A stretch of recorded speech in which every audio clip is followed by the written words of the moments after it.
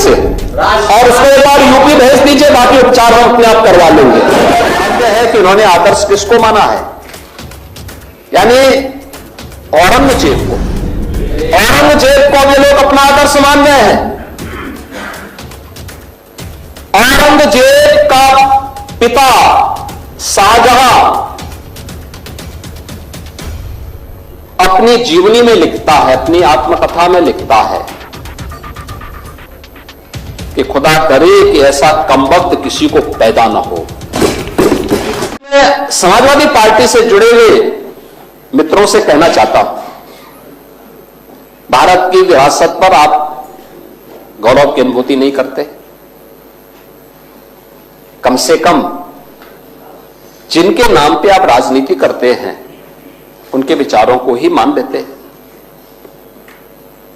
Doctor Ram Manohar Lohia ने इस बात को कहा था कि भारत की एकात्मता के 3 आधार हैं,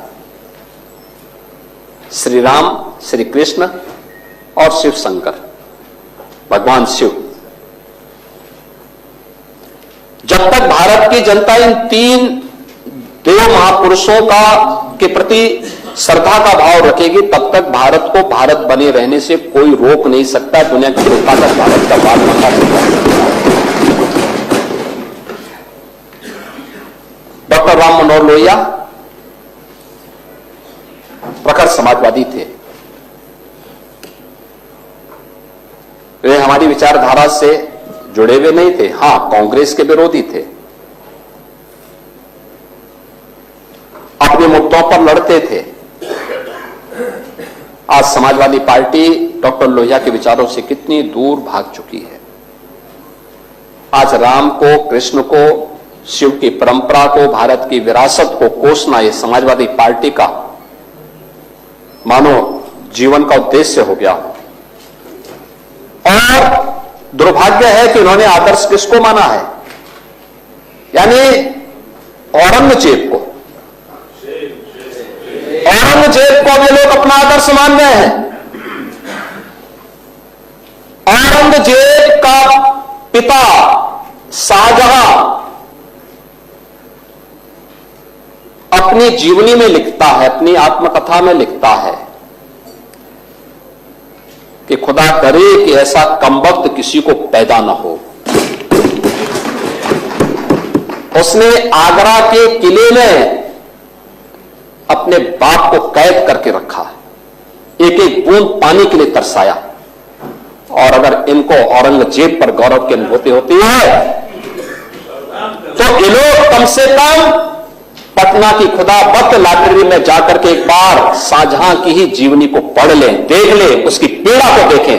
हां, जिनका आज औरंगजेब जैसा है वे लोग औरंगजेब पर गौरव की अनुभूति करें, लेकिन भारत को कम से कम इस पर न करें। और समाजवादी पार्टी को इसका जवाब देना चाहिए।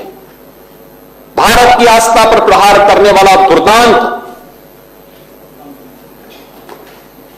धर्मांत, क्रूर शासक, उसको समाजवादी पार्टी आदर्श मानती है। जो भारत को रौंदने के लिए आया था, जजिया कर लगा रहा था, भारत का इस्लामीकरण कर रहा था, कोई सभ्य मुसलमान व्यक्ति पुत्र का नाम औरंगजेब नहीं रखता, क्योंकि इसे मालूम है यथा नाम तथा काम। अगर ऐसा नाम रखेंगे तो फिर एक एक बूंद पानी के लिए तरसना पड़ेगा। और शाहजहां ने भी अपनी जीवनी में लिखा है, उन्होंने कहा है कि औरंगजेब को कोसते हुए उसने लिखा कि तुमसे अच्छा तो ये हिंदू है जो जीते जी तो अपने बुजुर्ग मां बाप की सेवा करता है, मरने के बाद श्राद्ध तर्पण के माध्यम से वर्ष में एक बार उन्हें जल देता है। तुम तो मुझे एक एक बूंद पानी के लिए तरसा दिए हो। अब समाजवादी पार्टी यह तय करे, ये पटना की खुदाबख्त ये समाजवादी पार्टी का नेता, आपका विधायक घोषणा करो ना, उस कमबख्त को निकालो पार्टी से और उसको एक बार यूपी भेज दीजिए, बाकी उपचार हम अपने आप करवा लेंगे।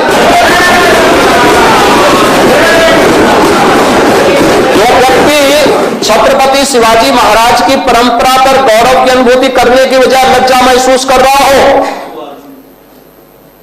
और औरंगजेब को अपना नायक मान रहा हो, क्या उसको भारत के अंदर रहने का अधिकार होना चाहिए क्या? और समाजवादी पार्टी को इसका जवाब देना चाहिए। एक तरफ आप कुंभ को कोसते रहे और दूसरी तरफ औरंगजेब जैसे दुष्ट और क्रूर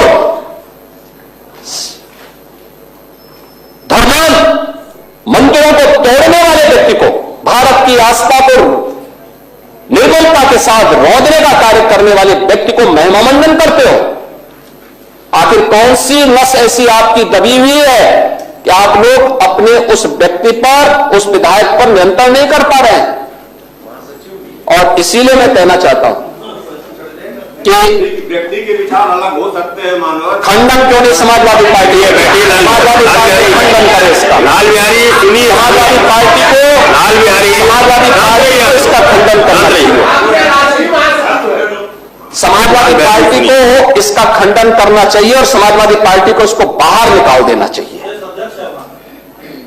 निकाल देना चाहिए बाहर, या यहां बुलाइए सम्मेलन में। उत्तर प्रदेश तो ऐसे लोगों का उपचार करने में बहुत देरी नहीं करता है।